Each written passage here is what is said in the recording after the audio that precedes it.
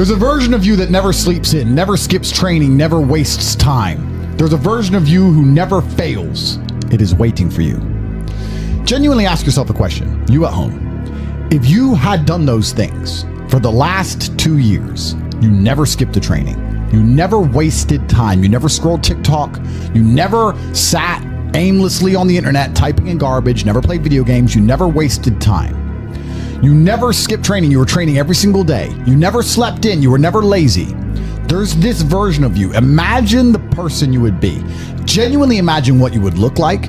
Imagine where you would live. Imagine the car you would drive. Imagine how much your woman would respect you. Imagine the love you would see in her eyes when she looks at you with adoration like a king. Imagine your existence. That person is waiting for you, and the only thing that's stopping you from being that person is your monumental laziness. You can have it. The universe is very giving. It will give you anything you work for. I've never seen somebody try for something with all of their might and not get it. The only people who do not have the things they want are the people who do not try for them. I've never seen a person wake up and say, my only dedication in life is to solve a Rubik's Cube and fail. You are not stupid. You are not incompetent. You are lazy and arrogant. It's extremely important you understand that that person is waiting for you, and you are declining that version of yourself. In the multiverse, in the many different versions of the universe that exist, there is a version of you that does those exact things, and he is a greater person than you can even fathom. You can transform yourself into that guy. You can be a top G. That's exactly what I did. I knew who I was going to have to end up being before I became that person. My brother and I are not from rich families. We are not from advantaged beginnings, but I knew I had to be a big, strong, fighting billionaire. That's what I knew I had to be. Discipline is the key to success. If you cannot force yourself to do something you don't want to do, how are you ever going to put yourself through the suffering required for greatness? If you cannot force yourself to train when you do not want to train, if you cannot force yourself to work when you don't want to work, if you can't force yourself to not log into Pornhub or force yourself to eat right, how can you possibly ever become a monumentally successful person if you cannot control yourself long enough to do what must be done as opposed to what you feel like doing? The only people who get to live their lives based on how they feel are women and children. Children can cry because they feel like crying, as can a woman. A woman can start an argument because she feels like arguing, as can a child. A man must do what he is supposed to do irregardless of how he feels. That is the key component to masculinity, is discipline. If you do not have the discipline to dedicate yourself to anything, you are going to fail and be crushed by the people who can. If you only go to the gym when you feel like going to the gym, you're never going to be as strong as the people who go to the gym when they don't feel like going to the gym. That is a reality of life. So, I train every single day. I've actually heard from some people saying, you overtrain. And I explained to them, one, I don't believe in rest. I'm not you. I'm not pussy, and I'm not broke like you are, Mr. Fitness Trainer, standing around the gym teaching people for $50 an hour. I don't need to listen to you. Secondly, I don't train because I want to get bigger. I train every day because it is difficult to train every day. It hurts. I don't want to. I wake up and I'm busy. I have other things to do. I don't feel like doing it, so I force myself to do it 7 days a week, 365 days a year, so that I know I'm the kind of person who can do what he doesn't want to do when it needs to be done. I am that man, and it's more of a mental exercise than a physical exercise at this point. How can you ever outcompete me if I can force myself to do the things I don't want to do and you cannot? Discipline is absolutely essential for success, and you need to get very comfortable and very used to the idea of understanding that on your path to greatness, there are going to be long periods of time where you hate what you are doing, where you are dissatisfied with the actions you must undertake, where you are tired, where you are stressed. That is why it is difficult. That is why most people won't make it. If the path was easy, everybody would walk it and it would lead nowhere. 100 people start the path, 99 fall off because it is difficult, and the one person who makes it to the end gets the gold. If all 100 made it to the end and the gold was divided by 100, it wouldn't even be worth anything. The difficulty gives it value. The fact that it is difficult to do is the key component into the fact you want it in the first place. If it wasn't difficult, everyone would have it and you wouldn't want it because no one would respect it. It's supposed to be hard. Life is supposed to be hard. You're supposed to think this is terrible. You're supposed to suffer and smile through the pain regardless. Discipline is the key to success in all realms as a man, and if you lack it, you stand no chance. You can give most people a roadmap to success. You can give them a Ferrari with a full tank of gas, and a lot of people still wouldn't make the destination because they would say the drive is too far away. quitters. They don't have the discipline. You can tell them exactly how to do it. You can give them the mechanism to get there, but they don't have the discipline to complete the drive and end up at the destination. That is the majority of Earth. This is your competition. People who, even if they are told what to do and people tell them exactly how to do it and help them do it, still quit, still fail because they lack discipline. Even me, with my monumental powers, I can't make a quitter successful. It doesn't matter how good I am. It doesn't matter how easily I make it for them to succeed. It doesn't matter how compendious and concise and powerful the real world is. It doesn't matter how much I text them and motivate them, how many emergency meetings I do to try and talk to them and hype them up, how much motivation I give them. It doesn't matter what I do. If they are a quitter, guess what they're going to do? They're going to quit. No matter how simple the map is to read, no matter how fast a Ferrari is, somewhere along the drive, the sun's going to get in their eyes, meh, meh, and they're going to sit there and go, I don't like this, this is hard, and they're going to quit. Quitters are the number one type of people that nobody can help. If you're a quitter, I can't help you, life can't help you, God himself cannot help a quitter. So if you lack discipline, you lack the very basic building block to any type of success which exists on the planet. By every single metric which can be measured with science, you are going to stay a loser and a failure. The key is to keep training. If you train hard every single day, you don't have to worry about a little bit of vitamin C. It's true. If you don't train and you don't smoke, you're still going to be a pussy. Yes. The answer is always hard work. As soon as you are granted life, you are guaranteed death. What you do in between is up to you. You are all conscious. That could end tomorrow, that could end in 100 years. But the time between the beginning of your consciousness and the end of it is completely up to you. Training is never the wrong decision. If you're in jail, you should train. If you are free, you should train. If you are rich, you should train. If you are poor, you should train. If you smoke, you should train. If you don't smoke, you should train. If you drink, you should train. If you don't drink, you should train. You cannot escape that hard work is always the correct decision. There is no time in any scenario when working hard is going to be the wrong answer. You should always try your very best in all things. I will smoke 10 cigars a day and beat the shit out of you because I train harder than you can possibly fathom. Pain is an extremely important part of the equation. Pain is the elixir of success. When people say this bad thing happened to me and I'm suffering, I say good. It is pain which is required. It's one of the elements in the chemical reaction. If a chemical reaction requires 5 particular distinct compounds and you have 4 and you're missing 1, it simply doesn't work. Pain for a man is one of the most important elements in becoming successful. Batman is Batman because they killed his parents. If they did not kill his parents, he would not be Batman. You're supposed to suffer. You're supposed to take that pain. The worst thing that can happen to you as a man is you live a life with no pain in it. To be born into a rich family and have a nice, easy life and be given money and you don't have to go to the gym and not have to train because you have bodyguards and sit around like a fuck up. You're going to be miserable and unhappy and a drug addict buying prostitutes. You're only going to have women who adore you. You're only going to feel confident in yourself and feel happy when you've been through hell and come out the other side. The pain is required, and you'll often notice that people who are better than you are people who have suffered more than you have suffered. So the person who is waiting for you, he requires your motivation. It also requires huge amounts of pain. So when bad things happen to you, do not sit at home and lament. Do not feel sorry for yourself. Instead, look in the mirror and say, thank you, God, for giving me one of the ingredients that is needed for the chemical concoction that is going to turn me into a superhero. Because pain is an extremely important one. In fact, it's one of the most important ones for a man. Everything is war. All of it. Sitting in the commute without losing your patience is war. Trying to find a way to escape your slave job is war. Keeping your wife happy and your children inspired is war. Training to become stronger than before is war. It is all war, and it cannot be avoided. And I'll tell you why it's war, because war is 2 opposing sides trying to achieve the same goal. 2 opposing sides want the same land or the same influence over X land. And the car you want, the Ferrari, you're not the only person who wants it. The reason it's so expensive is because others people want it. The girl you want, the beautiful woman, everyone wants her. It is war. It is competition. Everything about life as a man is war. It is conflict because you are competing against the other men who want it the same, which is why discipline is such an important thing, which is why you must take the pain and add it to the concoction to become as formidable as possible. Life is war. This idea that you can go through life as a man and avoid war is probably the biggest mistake that most men make, because it is impossible for you to achieve anything significant without war. Running a business is war. Running a hotel, running a restaurant, running an online company, it's war. Training is war. Life as a man is war. You need to wake up and view it exactly as what it is. Everything I want, other people want.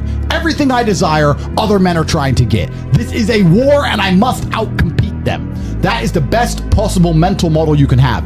Even in jail, it was a war for who could stay most calm, a war who could control their mind the best, a war for who could suffer the least. That is war. I was surrounded by people who lost their minds and I refused. It was a battle and I was successful. Life in and of itself as a man is a never-ending struggle and a never-ending battle. It is the constant of the human condition. Evolution requires pain. While others complain that they do not feel happy enough, I'm happy I'm struggling. I don't want to be happy. I want to be great. This is the beauty of life as a man. Do you understand? I don't care. I'm happy to be struggling. I wanted to fight. You wanted to win. I wanted to fight. That's the difference. You're concerned with winning. I wanted to just fight. And we're fighting. That is the beauty of life as a man, to be great. If you concern yourself only with being happy, you are once again acting like a female or a child. Happiness is fleeting. It doesn't even matter if you're concerned only with the hedonism of happiness. You're going to drink alcohol and go to parties and go to festivals and take drugs. I want to be happy. Who cares? I want to be great. I want to be great all of the time. And let me ask you a question as a man at home, genuinely, truthfully. Would you rather be a loser who's always smiling, a happy loser, or would you rather be a stressed winner? Because I'll tell you something about winners. Most of them are stressed. We are stressed. We're stressed.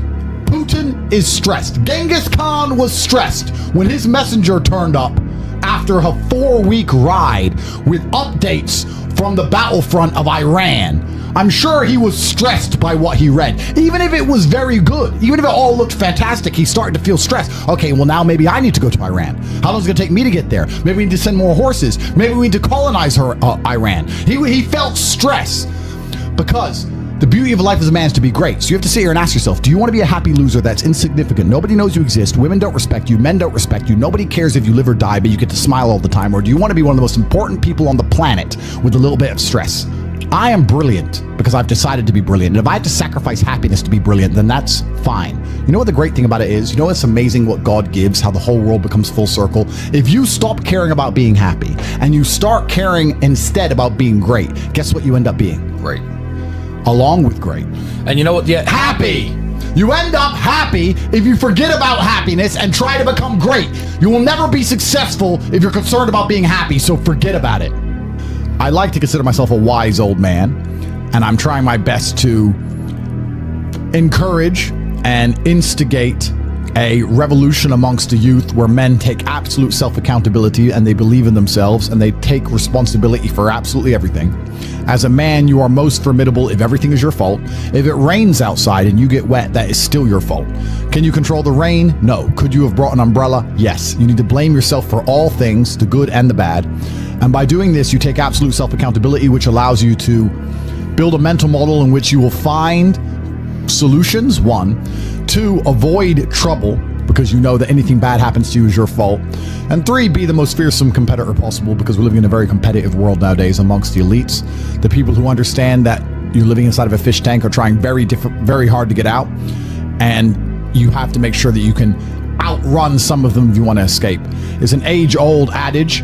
If a bear is chasing a group of people, you do not have to be the fastest one. You just have to be faster than the slowest. The slowest person is going to die. So as long as you're ahead of the majority of people, you stand a very good chance of avoiding slavery. Being a powerful man isn't always about furious anger and instilling fear. As enemies attempt to attack your energy and lower your vibration, understand this: power is untouchable. Power may notice, but it doesn't care. Sometimes power is simply not giving a fuck. Being a powerful man isn't always about furious anger and instilling fear, meaning sometimes it is. You need to retain the capability to instill fear with furious anger. A man who cannot do that is not a man. It is one of the cards you need to have in your deck. However, more often than not, when you're in a true position of power, you will play the alternate card, which I'm describing here, as simply not caring. How can you not give a fuck about things? So I'll tell you how. If you're filthy rich and you have a strong network of people around you who you trust, and you have a good family, and you have beautiful children, and you have women who love you, and you have beautiful supercars, you live with your best friends in a compound, you have armed guards, and you're proud of yourself, and you're strong, and you train hard every day, and you're monumentally successful, and all of your dreams come true, and if you want something, you can instantly snap it up. You want a Pagani, you want a Bugatti, you want a $25 million apartment, anything you want, you buy. It's very easy to not give a shit about the opinions of people who don't have one fraction of your success. And what these people are trying to do is drag me, I'm using me as an example, but we can also use it for you. When you have true power, they're trying to drag you down. They're not trying to elevate themselves. They're trying to drag you down, which is a very different thing. Because it's amazing how God rewards those who are trying to build and create and elevate, and how it punishes those who are simply trying to destroy and be spiteful and negative. And these people are going to dedicate hours and hours and millions of hours of their life towards a certain cause to try and drag people down who they cannot affect because they're already too powerful and too large. And they're wasting their own human experience, and they're not progressing or advancing themselves in any way. They will stay brokies, and we will stay rich forever. So the lesson here is that you need to get to a position where ignoring people is a move in which you're guaranteed success. You can ignore people completely and they are benefiting you. And that comes from a position of power. And I think a lot of you at home right now, you may not be in our position, but if you're already working hard, you're already going to the gym, you're already training, you make sure that you're getting as much muscles as possible, as much money as possible, you're dedicated, you don't sleep in, you don't waste your time, you don't smoke weed, you don't play video games, you're focused on trying to become fantastic as a person. You can just ignore that girl. That girl who broke your heart or cheated on you, just ignore her. The most powerful move you can make is ignore her. Yeah, you could yell at her. Yeah, you could try and make her scared of you, blah, blah, right? That's not going to work. The powerful move is just to completely ignore her because you're on your ascent. She is likely on her descent. She likely has no intention of improving herself, no intention of becoming richer, no intention of becoming better looking. Time is against her. As she gets older, she's going to lose her looks. You're going to continue your ascent, and she's going to have to watch you for the rest of her life be the man that she could have been with that she's no longer good enough for.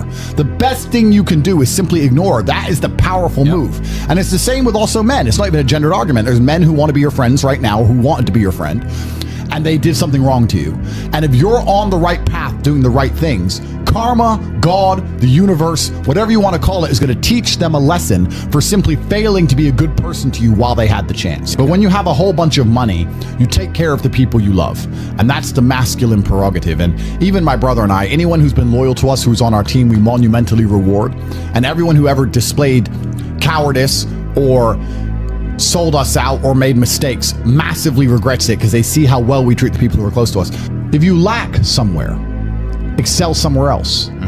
Counter your weaknesses by honing other capabilities. If you're ugly, become filthy rich. If you're poor, be as strong as an ox. Life is unfair. The primary focus of your energies is to balance the books. And there's two different ways you could interpret that. You can, obviously, increase the attributes that you are lacking. If you have the ability to train, because a lot of people don't. Some people are born without arms and legs, but you, with 2 arms and 2 legs, are sitting at home jerking off the Pornhub, flabby and fat.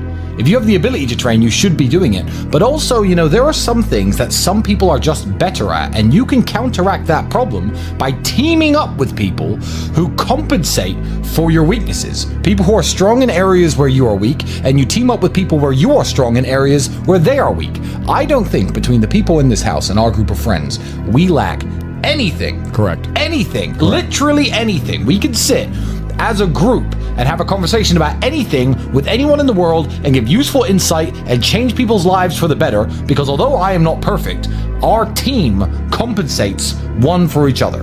And that's the point of brotherhood.